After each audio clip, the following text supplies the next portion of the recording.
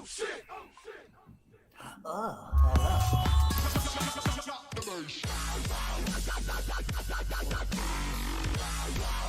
sir. You already know what time it is. Welcome back to another episode of Cheetah and the cheese. Hope everybody is doing well today on this beautiful Friday evening. If you're tuning in, we appreciate you guys coming in to view what we got going on for you. Week 2 playoffs. Your boy Cheetah's up on cheese by one game. And we had a lot of good football last week. Cheese, Yep. What you thinking going into this week for all the teams? I'm excited, man. I think it's just going to get better than from the first round that we just watched. I think the games get tighter. Obviously, I think the games get better, more balanced out with the battles that we're going to see. So I'm excited, man. There's just some crazy games that's going to be unfolding in front of us. Yeah, there's definitely a chance for history to be rewritten with a couple of these games. But for the first matchup, we're going to go right into it with the Cheesy Boys, Rams versus Packers. Okay, just a couple stats for you guys. We do have Aaron Rodgers up here. We have Aaron Jones and Devontae Adams, which are the top 3 offensive players, obviously, for Green Bay. And then we got the top 3 offensive players for the Rams, Jared Goff, Akers, and Kupp. Packers did lose their starting left tackle, which is a big damper on you guys. Last time they actually played was 2018, and the Packers took the loss. And that was 2 years ago. LA leads the all-time series 47-46, so it's real close when these two teams match up together. The Rams defense is number 1 in the pass. They're number 3 overall. The Packers defense isn't too far behind. They're 7th in passing and 9th overall. And then the offense, Packers are 5th in regular season, while the Rams were 11th overall. If you notice all the stats, the touchdown differential for each positional player is heavily favored by the Packers. Can the Rams go to the frozen tundra and get it done? Chief, tell us what you got going on. You know I got to rock with, man. You know I got to rock with the Packers. And I will, even if they get slaughtered. But here's the fact of the matter is I think, taking a team like this that spends most of their training time, most of their camps, most of their whole football season, in a sunshine state, and then you bring them up there to Lambeau, man, it's going to be a lot different. That's a different cold. I've never been up there and felt it, but I can only imagine. There's a reason they call it frozen tundra for a reason. Aaron Rodgers' stats, man, when he's playing in December weather in Lambeau is absolutely insane. I mean, it's almost perfect across the board. But we're going to face a great defense. That defense is absolutely insane. They got Jalen Ramsey that can shut down Adams at any given time, and you got Adams that can get space and contribute against Ramsey. So that's going to be a battle within itself to watch. I think if we can get Aaron Jones going and establishing a run and start getting Dillon some more carries like we did against Tennessee, especially in the cold weather, and the dude's legs are like tree trunks, man. So I know that's got to suck as a human being to try to tackle that man in that kind of weather, especially in the fourth quarter when they start feeding him a little bit more. But it's going to be a great game. It's definitely not going to be a gimme by any way, shape, or form. We need to rattle, get that pass rush going pretty good and play the play action really well with our defensive ends that I think they can do to make sure that we shake up Jared Goff a little bit. But you gotta go Packers, man. It's gonna be a great game though. Yeah, I'm thinking that the sports books at -6.5, they're favored by a touchdown at least. I want to side with them. I think Green Bay is rested. I think they were hot all regular season. A-Rod's got a lot to prove. And that side of the division, you got all these older quarterbacks, and then you got Jared Goff, who just came off thumb surgery, ended up not playing in the first little bit, had to come in because of the injury to Wolford. Just showed some grit right there, but I don't know why you wouldn't start and put the team on your back if you could go. I don't know. That was very questionable for me. And the Rams were playing a Seattle team that's been struggling these past couple weeks too. I think they go into Lambeau and just get absolutely rolled. So. I hope. I'm going with the Packers for sure. That defense is scary. Aaron Donald coming down hard on you. I'm pretty sure they got Fowler on the edge, and he's a long, lanky guy. He plays really good in open space. But I still think at the end of the day, Packers defense is really good as well. They'll hold the Rams to probably under 20 points, in my opinion. That's a hot take coming at you. If we do, then we win. I think if we hold them less than 3 scores, I think we win. Yeah, and it's overall just the Rams maybe shouldn't be here right now. I don't know. I just don't like him that much. So I'm rocking with A-Rod, MVP, maybe. They ain't officially came out with the MVP honors, right? We won't know that for a couple more weeks. But yeah, he's up there for sure. Only 5 interceptions all year, 48 passing touchdowns. That man's insane. He's going to need a little help from the running game, though. And they'll take care of it. All right, so we want you guys to comment. Tell us who you think is going to win that game right there, Packers or the Rams. The next matchup we got on a Saturday, the Bills at home versus the Ravens. The Ravens just got off of a pretty good win right there in Tennessee, held Derrick Henry in check. You know, they were flying around making plays all over the time, and, you know, the Rams just ended up pulling it out. 20-17, it was real close. I thought there was going to be a lot more scoring, but this week, I really do think there's going to be a lot more scoring because you got Josh Allen, baby, over here, 37 touchdowns, 10 interceptions. Okay, the rushing game isn't really that good. I think they lost Zach Moss, so Devin Singletary is going to get a lot more majority of the carries in the backfield. He's very average. You know, they split time all year, so he could eclipse the 1,000-yard mark if he wasn't splitting time. And then you got Stephon Diggs leading the league in receptions. The air raid offense is what Buffalo has kind of went towards, and I love it because Josh Allen's the guy. He could be your dang running back if you really wanted him to. And then you got the other side of the ball with Lamar Jackson leading the team in rushing. You know, he leads the team in passing, obviously, as the quarterback, but he also leads the team in rushing. Number 1 rushing offense in the league. Bills is number 4 in passing in the regular season. Okay, the defense is where it kind of goes back and forth. The Rams are a lot better on that side of the ball defensive-wise, but they haven't really, I don't think, have played a passing offense like the Bills right now with Josh Allen, you know, being able to throw it 50, 60 yards down the field. And then the Bills' defense is very average at 14th in the league. They're ranked last in the playoffs, honestly, because they gave up a lot of points in the first week. So what you think about this game? Last time they met was 2019, and the Ravens owned the series 6-3-0. Well, to be honest, man, this is kind of crazy. To be honest, I think they both came off of hard physical games.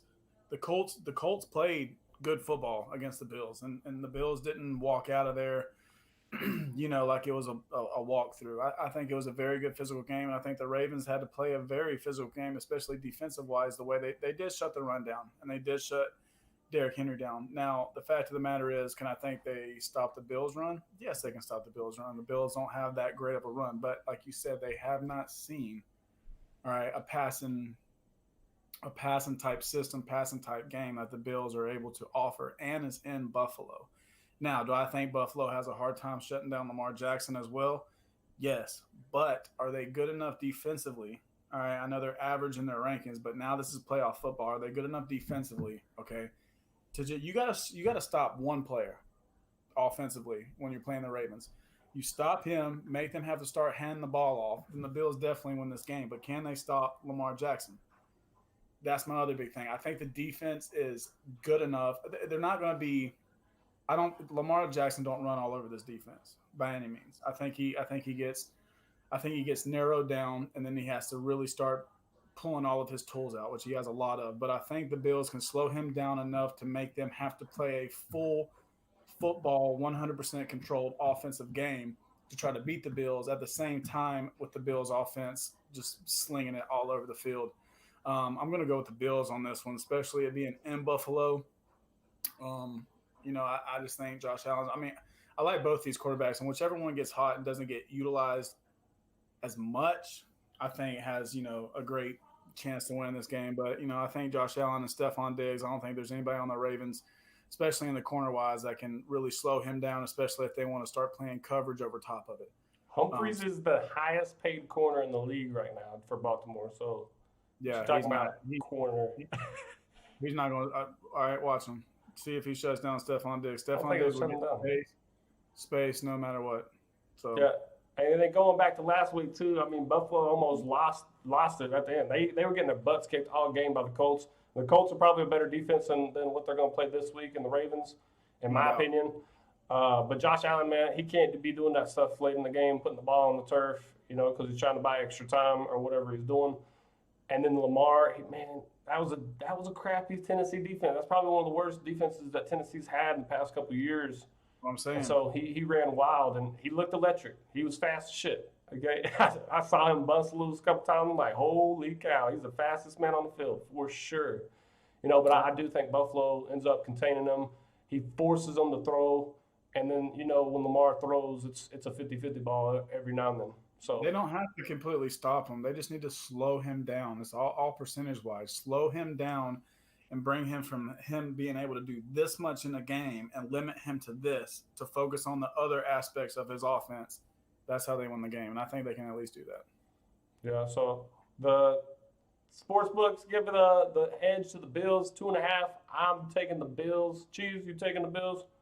Yeah. I was watching the Pat McAfee show. If you don't know who that is, he is the punter, and he's hilarious. He's probably one of the best punters to ever play the game because he's done all these little things, and he had all these trick plays, and now he hosts his own show. They were actually taking the Ravens at plus 2.5, so we'll see how that one ends up. It could be anybody's ball game. This is playoffs, baby, and that's why we love it.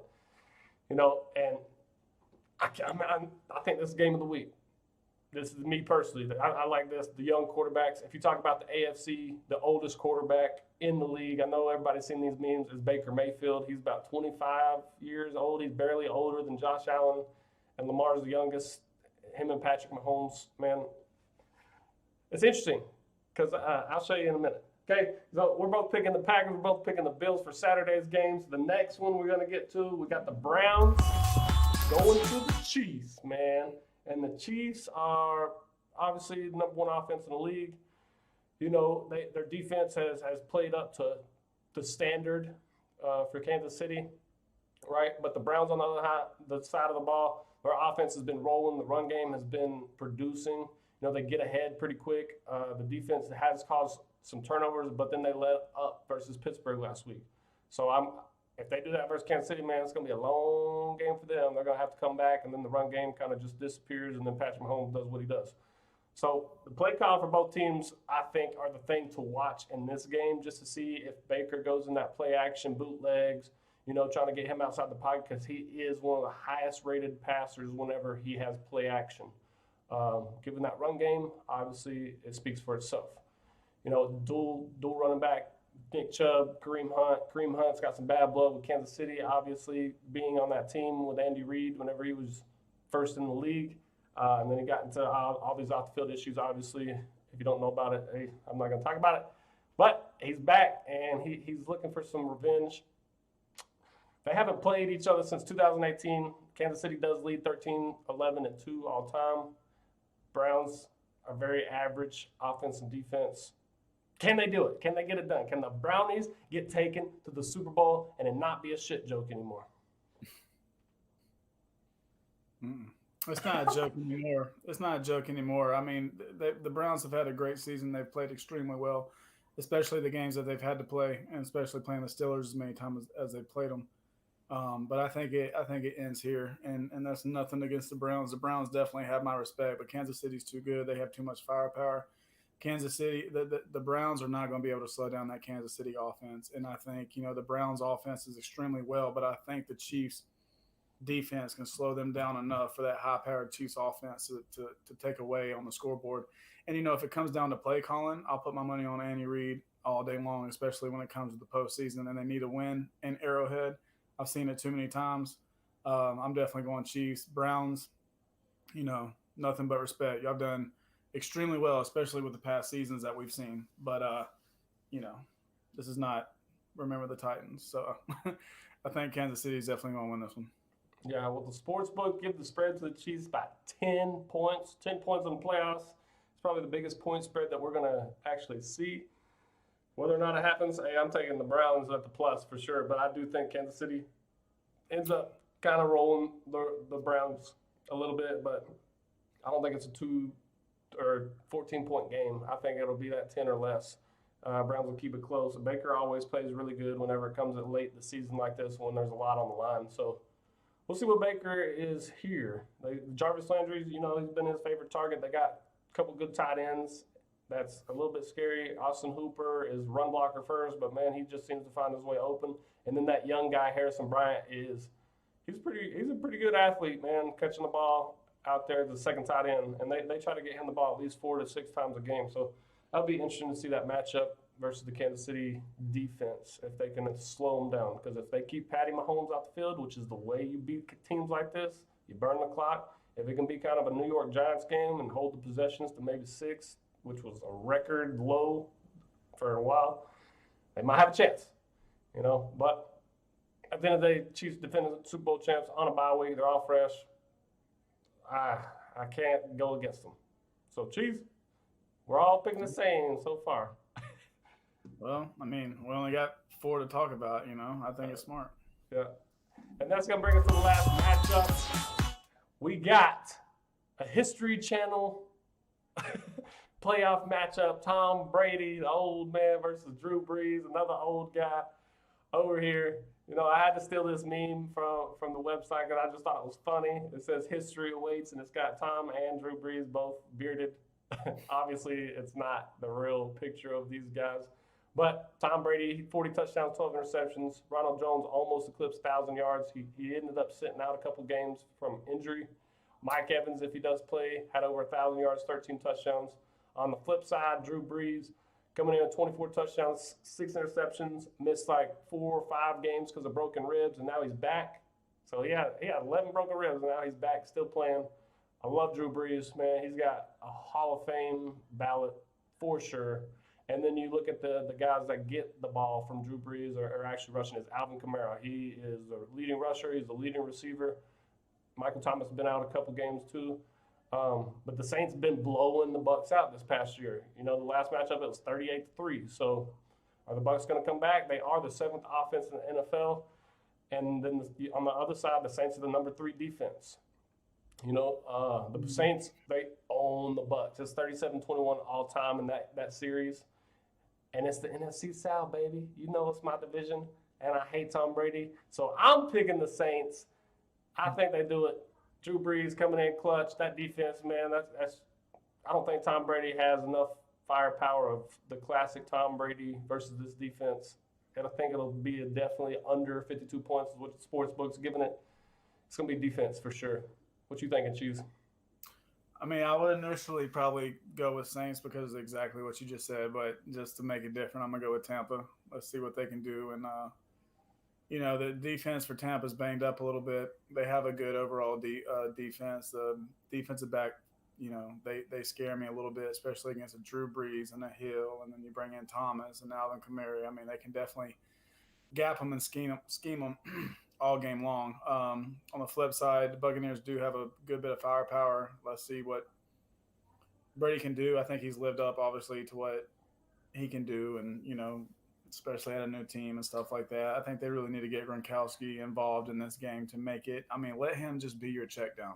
If not all those receivers are open downfield, they're playing cloud or they're trying to play man-to-man or something like that. Just utilize it, check everything down, and hit Gronk. And I think they need to utilize him. But, how much do you get out of Gronk in a full 4 quarters and expect him to block as well, too? So I would have statistically probably put it the Saints, but I'll go with the Buccaneers and make it interesting and see if they can get one out. But I don't know. I would rather hate Tom Brady. I would rather play. Yeah, but I respect the hell out of him. But I would rather play. Honestly, I would rather play this. I'd rather play the Saints winning this game in a hardcore